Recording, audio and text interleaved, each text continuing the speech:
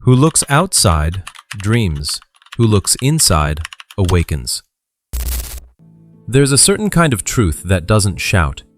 It waits, hidden beneath the noise, behind every distraction, beneath every unanswered question. This is what Carl Jung said about the journey inward, about the awakening that comes not from chasing the world, but from finally turning to face yourself. Not in the pursuit of more, but in the stillness that comes when you stop running.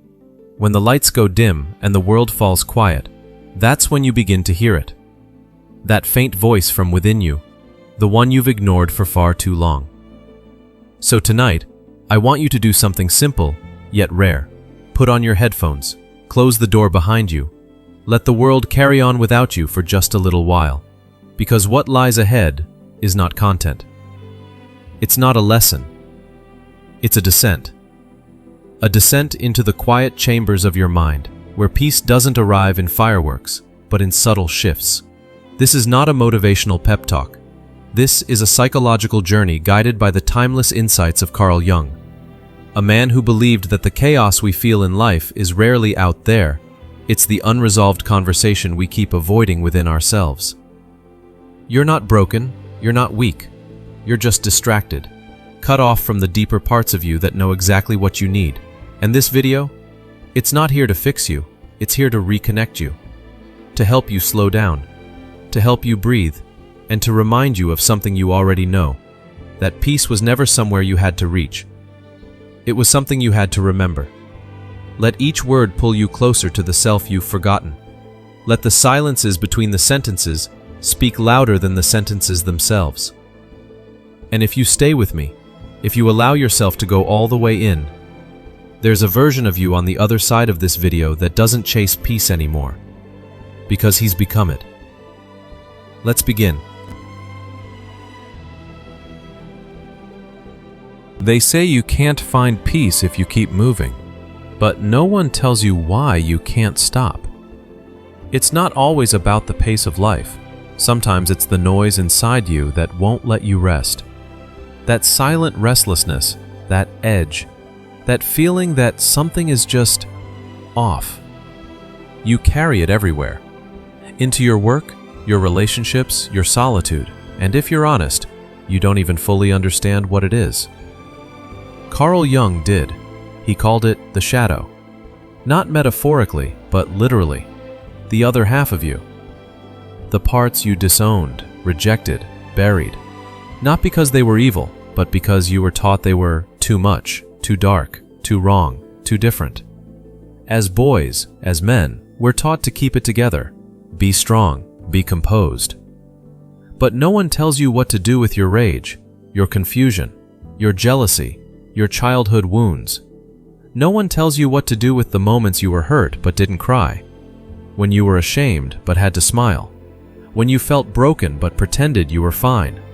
Those parts didn't disappear, they went underground, and the longer they stay buried, the more they control you from the shadows. That's the paradox. What we suppress, we don't get rid of. We hand it the wheel from the back seat. You start to sabotage things that matter. You blow up over nothing. You numb yourself. You overwork, overthink, overgive, all while wondering, why can't I just feel peace? The truth is, you will never feel peace as long as you keep abandoning parts of yourself. Jung believed that the path to inner harmony doesn't come from becoming better, but from becoming whole. And that means meeting your shadow, not fighting it, not fixing it, facing it, listening to it, asking, what have I been afraid to feel? What have I been afraid to admit? What do I pretend doesn't exist in me? We like to think our minds are tidy places, that we've moved on from the past, that we're over it. But our shadows don't respond to logic.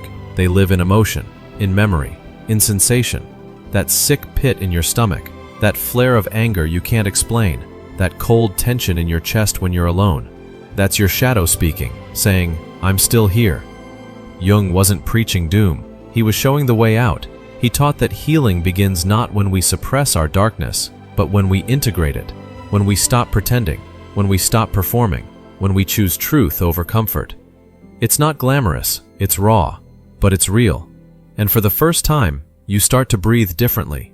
You begin to feel that strange sensation you've been chasing through success, love, achievement, relief, because when you stop resisting who you are, even the hard parts, something shifts. The storm loses power, the chaos quiets. Peace doesn't enter with fireworks. It arrives like a steady hand on your shoulder, like a sigh that says, "You're finally home." But to reach that place, you must begin with brutal honesty. And not with the world, with yourself. Try this. Tonight, sit in silence for 5 minutes. No phone, no background noise, just you. And ask, what part of me have I been afraid to meet? Let whatever comes, come. Don't judge it, don't label it, just observe. This is the start. The shadow isn't trying to destroy you, it's trying to reconnect you with everything you left behind to survive. And the more you reject it, the more fractured you become. You think peace means becoming pure, but Jung reminds us it means becoming whole. Light and dark, strength and weakness, calm and chaos, all of it. You can't meditate your way out of wounds you refuse to look at. You can't journal your way around the truth, but you can stand in front of it, steady, present, honest, and say, "I see you, I hear you, I won't run from you anymore." That's not weakness, that's power, that's manhood. That's the beginning of peace, not as a fantasy, but as a lived experience, deep inside your own skin. So no, you don't need to be perfect. You don't need to be better. You just need to show up to the parts of yourself you've abandoned and finally let them come home. That's what this journey is. That's what Jung meant. That's where we begin. We all wear masks. Some we choose, others are given to us before we even understand what they mean. The good son, the achiever, the calm one, the provider, the man who has it all together. And slowly, without even realizing it, we confuse the mask with the man. That's the ego. In Jungian psychology, the ego is the part of you that says I. It organizes your experience, protects your sense of identity, and helps you function in society. It's not the enemy. Without it, we wouldn't know how to navigate the world. But it's not the whole picture. Because behind the ego, behind that carefully built structure of who you think you are, lives something much deeper. The self, your full psychological reality. The ego is a slice, the self is the whole. The problem begins when the ego forgets it's just a part. When it believes the story it tells. I am this job, I am this success, I am this role, I am what others think of me. It builds its identity on images, status, control, and comparison. It fears change, it resists vulnerability, it avoids depth. And when the world doesn't respond the way it expects, the ego starts to panic. That's why when you lose something, status, love, approval, you don't just feel sad, you feel shattered. Because the version of you that was built on that thing is breaking. The ego doesn't know how to lose without falling apart. But the self, the deeper you, it doesn't break, it expands. Carl Jung believed that psychological suffering often comes from over-identification with the ego, when we think we are only what we appear to be, or what others reflect back at us. But peace begins when we loosen that grip. When we stop asking, "How do I look?" and start asking, "Who am I?" when no one's watching. The self isn't loud. It doesn't shout for attention. It's the part of you that watches quietly, that feels the truth before it's spoken, that doesn't need validation to exist. It's the still presence behind all your roles, masks, and expectations. How do you begin to hear it? Start with this. Spend 1 full minute just watching your thoughts. Not judging them, just noticing. Who's speaking? The part of you trying to control everything? The one defending your image? That's ego. But listen closely.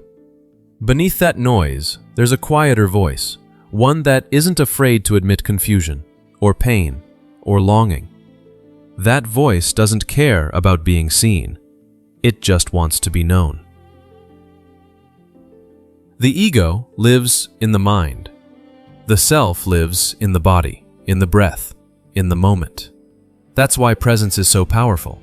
It humbles the ego.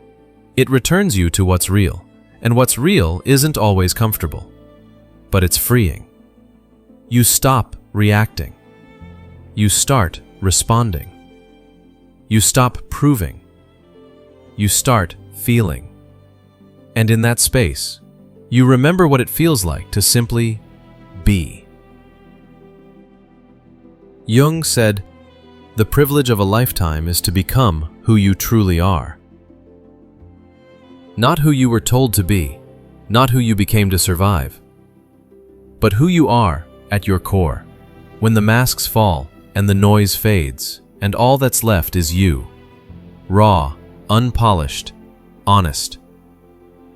That's the man peace finds, not the perfect one, the real one. The ego will always try to return. It's wired for control. But the more you practice awareness, the more you notice its patterns, the defensiveness, the need to be right, the hunger for validation. And when you notice it without feeding it, something incredible happens. It softens. It becomes quiet.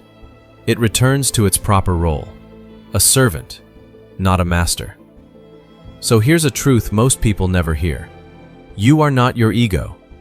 You are the one observing it. And when you understand that, you're free. Free to change. Free to evolve. Free to rest. Because you no longer have to protect a false identity. You just have to live, fully, honestly, completely. That's the work, not killing the ego, not escaping it, but integrating it, honoring it, and then moving deeper into the vast, wild, ancient territory of the self.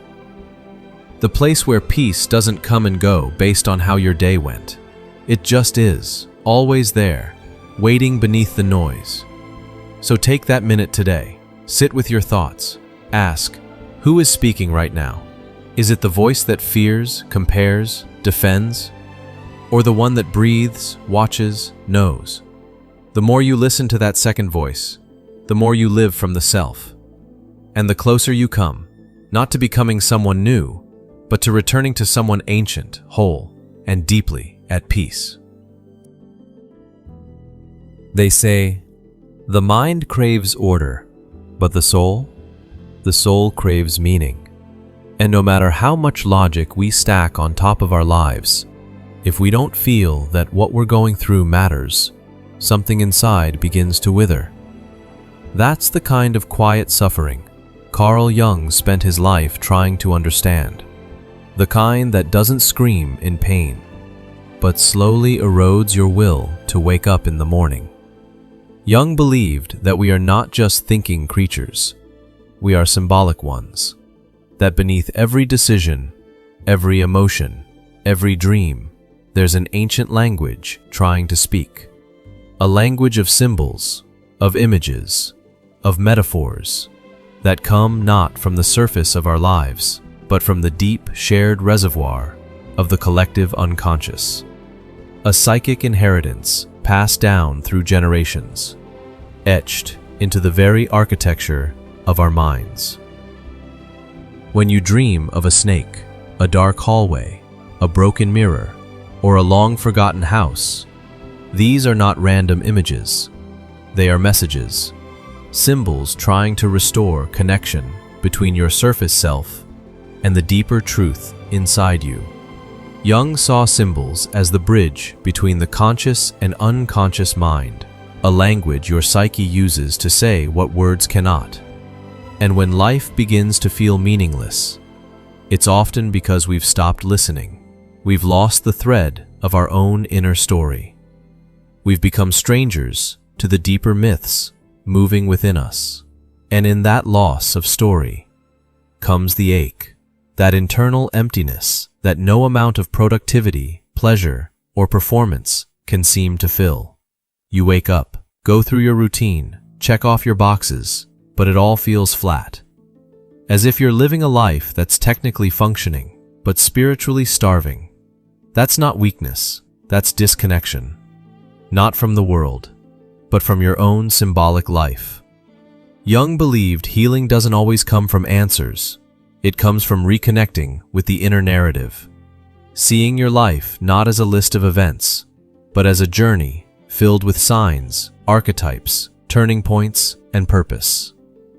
The moment you begin to see that everything, your struggles, relationships, even your pain, has symbolic meaning, something inside shifts. Suddenly, you're not just reacting, you're listening, interpreting, participating in a deeper dialogue with life itself. Think of a dream you've had recently. Maybe you were lost in a city. Maybe someone you knew had a different face. Maybe there was water rising, or a door you couldn't open. Whatever it was, stop and ask. Not, what does it mean logically?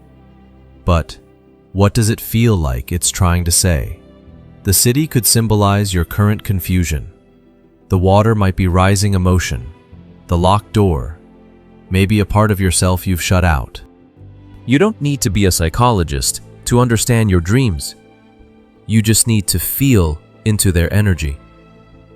Because dreams speak in poetry, not prose. And if you give them your attention, they'll reveal things your waking self has long forgotten. That's the beauty of symbols. They don't argue with you. They show you. Not the version of your life that makes sense to others, but the emotional truth underneath it all. And when you start seeing that truth, something incredible happens. Peace returns. Not as a sudden explosion of clarity, but as a quiet knowing. A subtle sense that you're exactly where you need to be, even if you don't fully understand why. Because the opposite of peace isn't chaos, it's disconnection from meaning. And the moment you stop trying to make everything make sense, and instead start asking, what story is my life trying to tell me? You begin to awaken. You begin to remember that nothing in your life is random. That even the hardest seasons carry a hidden narrative, a hidden purpose. And your job is not to decode it perfectly, but to stay in relationship with it. So tonight, take 5 minutes. Write down a dream you remember, even if it's vague. Circle one image, one strange detail, and ask, what might this symbolize? What emotion does it carry? What could it be pointing me toward? Don't overthink it. Just explore. This is how we start to reclaim the parts of ourselves we've forgotten. This is how peace returns. Not because life got easier, but because we finally heard the quiet voice that was always trying to speak. You are not just living a life, you are living a story. And the moment you start listening to the symbols, the story begins to unfold again. Meaning rises, the soul exhales. And in that stillness, you remember, peace doesn't come from perfect logic. It comes from knowing that everything you're living means something. We live in a world obsessed with improvement. Be better. Be stronger. Be more. But Carl Jung offered a different path. One that doesn't chase perfection, but seeks something far more lasting. Wholeness. He called it individuation. The lifelong journey of integrating every part of yourself, especially the ones you've tried to hide. It's not about becoming someone else. It's about remembering who you were before the world told you who to be. You see, real peace isn't the result of fixing all your flaws. It's what begins to rise when you stop treating your inner contradictions like problems to be solved. Because you are not a puzzle. You're a paradox. And to feel truly balanced, you don't need to simplify yourself. You need to hold all of yourself, the ambition and the fear, the compassion and the anger, the logic and the longing. Jung believed that when we make space for every voice within us, not just the ones that sound acceptable, we start to come home to ourselves. Integration doesn't happen in one grand moment of clarity. It happens in the quiet, ordinary choices you make every day. Like when you write something down without judgment. Like when you notice your emotions without needing to fix them. Like when you speak to yourself honestly without performance or shame. It's not a performance. It's a relationship with yourself. And the more you nurture it, the more solid you become. Not because you've got it all together, but because you've stopped pretending you ever had to. Think of it this way. Most of us were taught to be one thing at a time. Be calm. Be strong. Be polite. Be productive. But no one told you it was okay to be everything at once.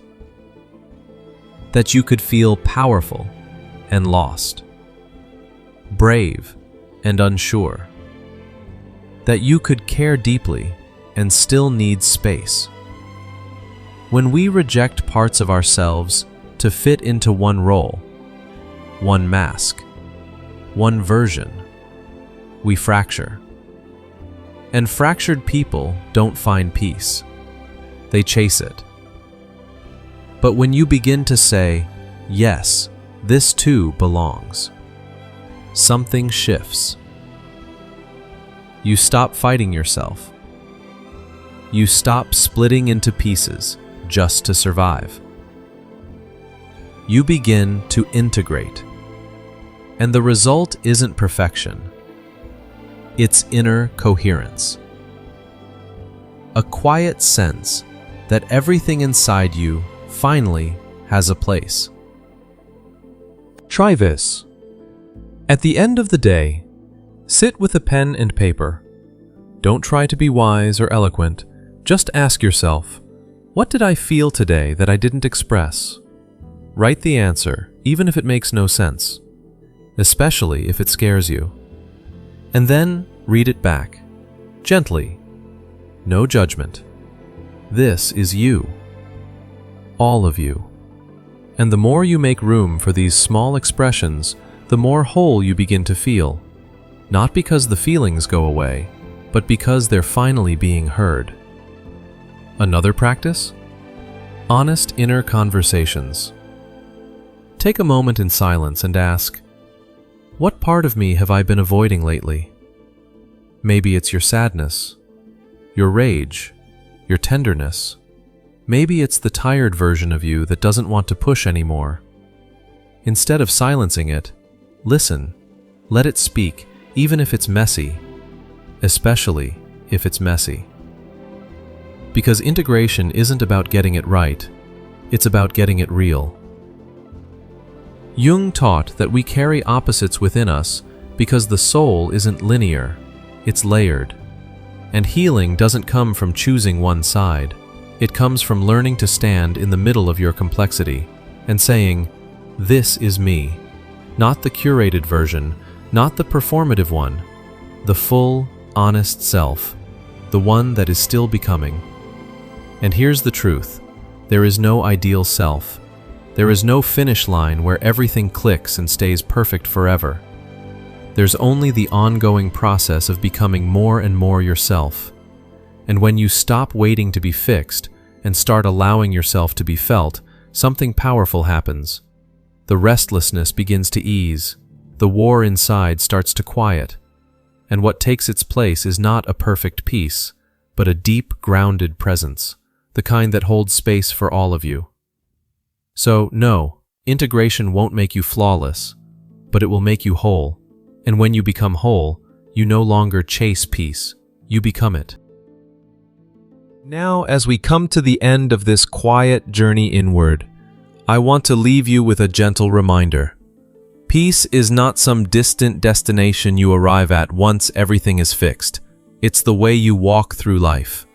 It's found in the stillness between the noise, in the soft acceptance of your shadow, your ego, your dreams, your contradictions. Each part we explored wasn't a lesson to memorize, but an invitation to return to yourself, slowly, honestly, kindly. So take a moment now, breathe. Let your mind drift back through what you've heard, not to analyze, but to feel. The symbols that spoke in silence, the truths you didn't know you needed, the parts of you that stirred. Maybe you didn't understand everything. You weren't meant to. You were meant to listen, to remember, to awaken. Your visions will become clear only when you can look into your own heart. Who looks outside, dreams. Who looks inside, awakens. If ever the world becomes too loud, too fast, too disconnected, let this space be a place you return to. You don't need to start over, just return. Put your headphones on, breathe, listen, and come home again. And if this journey touched something in you, share it. Not because it's content, but because it's a conversation. And every inner journey, no matter how quiet, deserves to be heard.